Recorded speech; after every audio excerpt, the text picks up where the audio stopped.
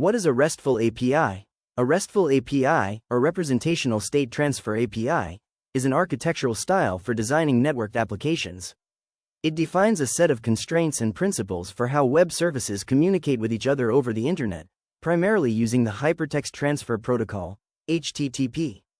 The core idea is to treat data as resources that can be accessed and manipulated through unique Uniform Resource Locators, URLs, using standard HTTP methods. Here's how RESTful APIs utilize HTTP methods. Let's start with GET method. This method is used to retrieve data or a representation of a resource from the server. It is a read-only operation and should not alter the state of the server. If GET call hit like users 123, so this request would typically fetch the details of a user with the ID 123.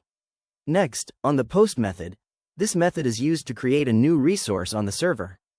The data for the new resource is typically included in the request body. Example like if POST is called like, users with content type, application, JSON with the request body, name, John Doe, and email, john.doe@example.com. This request would create a new user with the provided name and email.